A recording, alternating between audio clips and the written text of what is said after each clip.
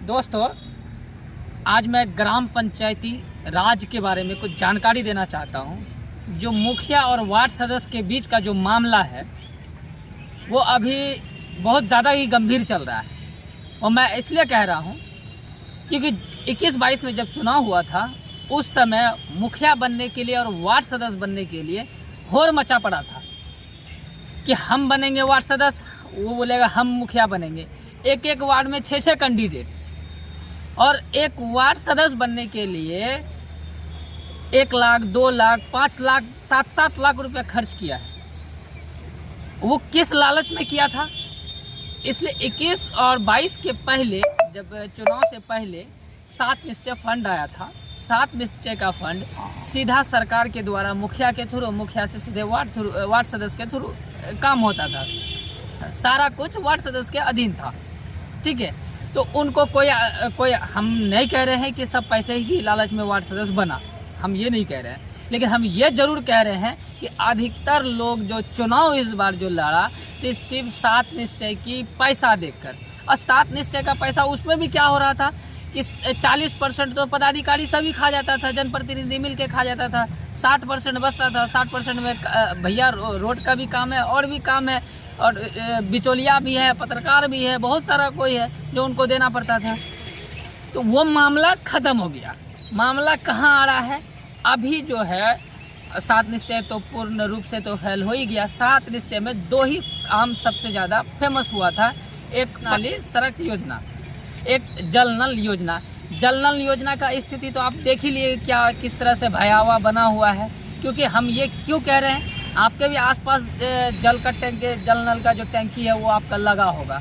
आप देख सकते हैं कि पानी अगर आता होगा तो पानी गंदा आता है।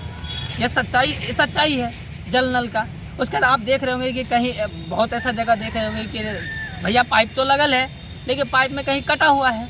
अब वहाँ कटा हुआ तो वहाँ तो पानी भैया जाएगा नहीं, कहीं तो चालू भी नहीं है। कहीं टूटी देखोगे तो अब डुप्लीकेट टूटी है, टूटी का भी वही हाल स्थिति है। तो भैया पूर्ण रूप से तो मेरा 7 निश्चय जो बिहार सरकार का जो था वो तो पूर्ण रूप से तो फैल ही हो गया। अब बात आया कि हमारे पंचायत में काम क्यों नहीं हो रहा है। अभी जो काम है क्यों नहीं हो रहा है, सबसे बड़ा मुख्य रीज़न है कि जब सरकार को ये बात पता चला क्योंकि हम बहुत ज़्यादा 7 निश्चय की वजह से नुकसान में चले गए, तो बिहार सरकार ने उसका नियम को बदल दिया गया। नियम क्या बदला कि अब वार्ड सदस्य के अधिकार से वो छीन लिया गया कि वार्ड सदस्य अपने अधिकार से वो किसी काम को करे।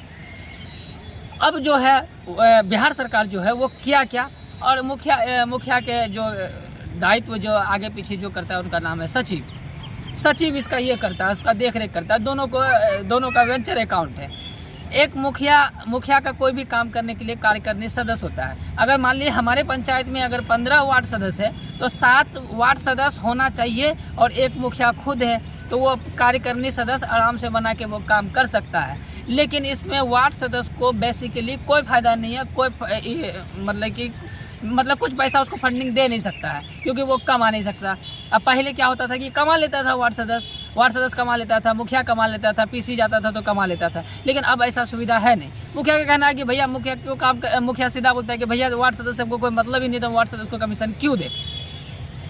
अब वार्ड सदस्य का कहना है कि भैया तुम नहीं दे रहे हो तो हम क्यों दें, हम क्यों साइन करें।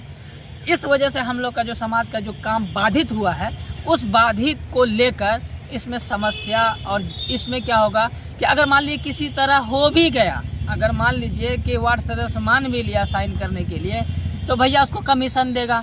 अब मान लीजिए कि 100 रुपये का 10 लाख का मामला है, 10 लाख का 20% का खाया तो 80% साफ हो जाएगा, क्योंकि वार्ड सदस्य को भी कमीशन देना है। पहले वार्ड सदस्य को कमीशन नहीं देना होता था, लेकिन अब वार्ड सदस्य को भी कमीशन देगा तो भैया 20% बचेगा। अब 20% बचेगा तो 20% में रोड कैसा बनेगा, या कोई भी योजना, सरकार का योजना जो बनाने के लिए फंडिंग दिया जा रहा है वो सही सलामत तो होगा नहीं, जिसके वजह से जनता वार्ड सदस्य को और मुखिया को गाली देगा। ये बिहार सरकार का सबसे ज़्यादा फैल वाला योजना जो है ये 7 निश्चय योजना ही फैल था। दोस्तों, आप हमारे कमेंट बॉक्स में क्या इस योजना के बारे में, 7 निश्चय की योजना के बारे में क्या बोलना चाह रहे हैं, हमारे कमेंट बॉक्स में ज़रूर बोलेंगे। जय हिंद, जय भारत।